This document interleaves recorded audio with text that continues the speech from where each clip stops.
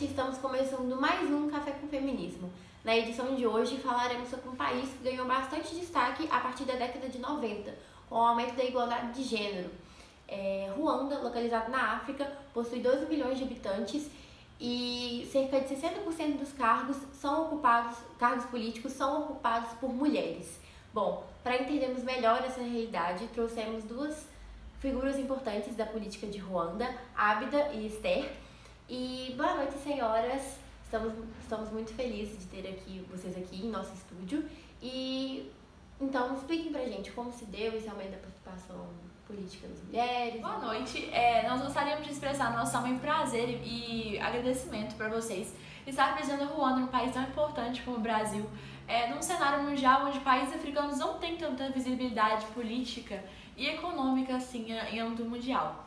Bem, nós todos sabemos que as mulheres elas sempre foram deixadas de lado em todos os setores da nossa vida, principalmente na vida política. Um grande exemplo disso é que são muitos países onde as mulheres ainda não conquistaram o direito ao voto. E isso é um absurdo. Bem, no nosso país as mulheres têm sim uma grande participação política, mas infelizmente para isso foi preciso um grande genocídio.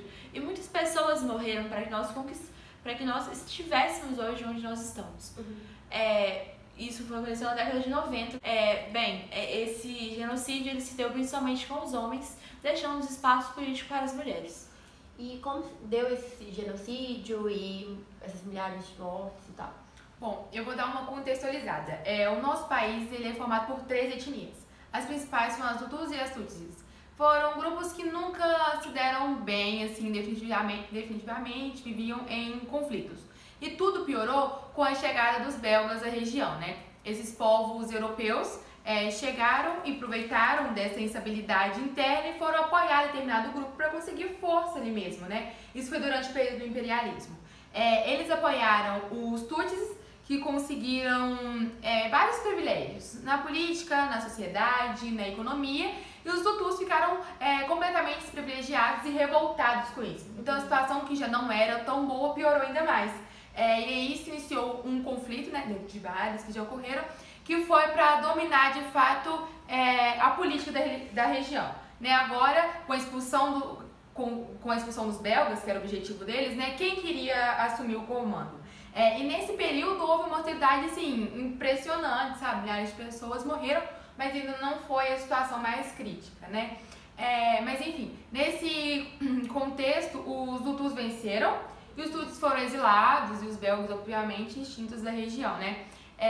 Os Hutus assumiram o governo, enquanto os Tutsis lá exilados fizeram tipo um complô, eles fizeram uma força armada, que é a FPR, para tomar de novo Ruanda, e isso acabou sendo concretizado. Eles vieram, invadiram a capital e tiraram o presidente, né, no caso Hutu. Esse sim foi o ápice das revoltas que se tem em Ruanda, ficou conhecido como genocídio de Ruanda, que é um fato bastante comum no cenário mundial. Ou seja, com tudo isso, né, e com a fala dela, a gente consegue perceber que a nossa colocação na política não se deu de forma instantânea, né? Não se deu porque nossas mulheres conquistaram esse poder, enfim. Foi porque milhares de figuras masculinas morreram nesses conflitos, não tinha quem colocar na política, então restaram as mulheres. Então, para não ficar sem ninguém no poder, vamos colocar as mulheres, elas restaram. Ou seja, não foi uma conquista propriamente dita, né? Foi uma conquista imposta, que não tinha outra opção, então vamos colocar as mulheres para assumir o governo, porque é as que estão restando na sociedade hoje. A gente conseguiu muitos direitos políticos a partir de constituições elaboradas por nós. Um desses exemplos é o direito à propriedade de terra, que antigamente as mulheres não tinham e que foi conquistada com a Constituição de 2003. Também, todos os espaços políticos hoje eles devem ser ocupados por 30% de mulheres, o que é um número até baixo, considerável em relação à nossa conquista hoje do ambiente político, que chega a ser 70% em alguns locais. Entendi. Então, muitos homens morreram a partir do genocídio, e então as mulheres ocuparam os cargos políticos. E essa igualdade de gênero se dá em todos os âmbitos sociais de Ruanda? Infelizmente não. Nós mulheres ainda somos vítimas de várias injustiças e preconceitos sociais, né? figura masculina ainda predomina. Não no cenário político, mas ainda predomina em questão de direitos, né? Nós ainda sofremos com várias injustiças, com as questões do machismo. A mulher ainda é vista como mulher, com todos aqueles ideais passados, né? Essa conquista política aí quebrou esse certo tabu, mas ainda temos várias questões a serem resolvidas, né? A luta não acabou. Não quer dizer que a mulher está nesse cenário político ótimo, ela conseguiu a igualdade, quem diria uma mulher na política? Mas não é bem assim. As injustiças sociais ainda estão presentes, nós precisamos lutar para conseguir espaço na sociedade. Nós não devemos ser vistos como figuras secundárias, né? O que é imposto pela sociedade. Estamos na política, ótimo, maravilhoso, mas isso não basta. Mulher tem que ter voz ativa na sociedade. Eu sei que Ruanda tem um lugar de privilégio nesse cenário, né? Mas eu acho que as mulheres do mundo inteiro deveriam continuar se mobilizando, né? Os direitos sociais são obrigações.